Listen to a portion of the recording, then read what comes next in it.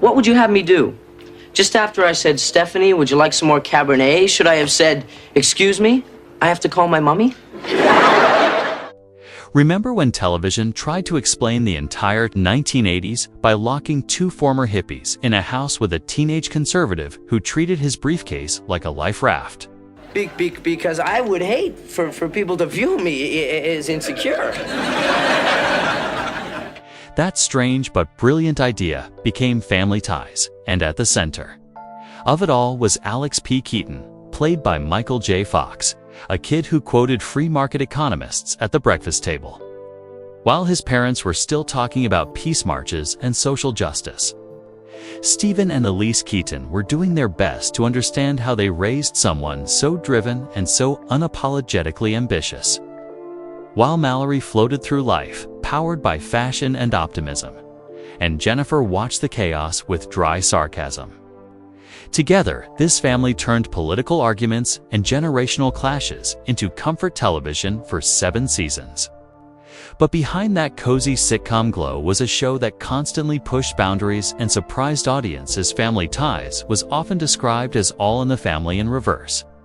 Instead of a conservative parent clashing with a liberal child, it flipped the script and explored what happened when ex-hippies raised a Reagan-loving son. And the show did not shy away from heavy topics. It tackled alcoholism with a heartbreaking performance from Tom Hanks, explored sexual harassment through Mallory's storyline, and even dove into Cold War anxiety. Then came the unforgettable episode, My Name is Alex, where a sitcom suddenly asked big questions about death and purpose.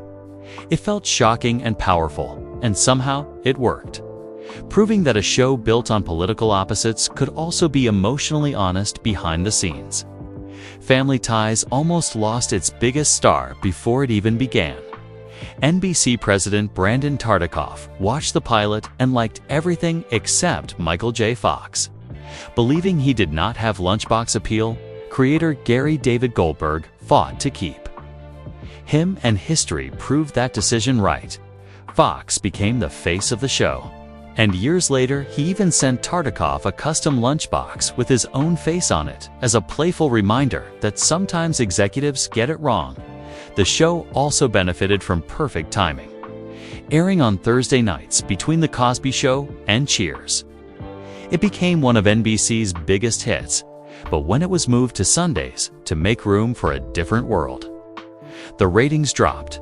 After 7 seasons, the cast was ready to move on, and Family Ties quietly said goodbye without a flashy finale. Michael J. Fox then pulled off one of the most exhausting feats in television history, filming Family Ties all day and Back to the Future all night, surviving on caffeine and a few hours of sleep. That frantic schedule helped shape Marty McFly's nervous energy, and the gamble paid off, turning Fox into one of the biggest stars of the decade.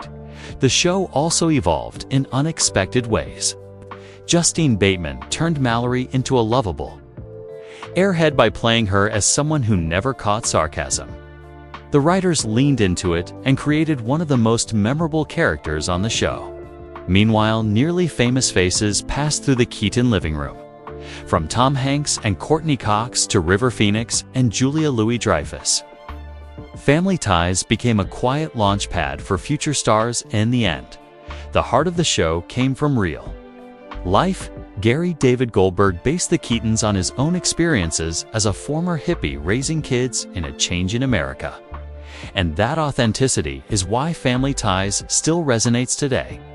It was funny, thoughtful, and surprisingly brave for a sitcom. If you enjoyed this deep dive into one of the most iconic shows of the 1980s, make sure to like the video, subscribe, and press the bell icon for more classic TV stories. This is Hollywood Bulletin, where nostalgia never fades.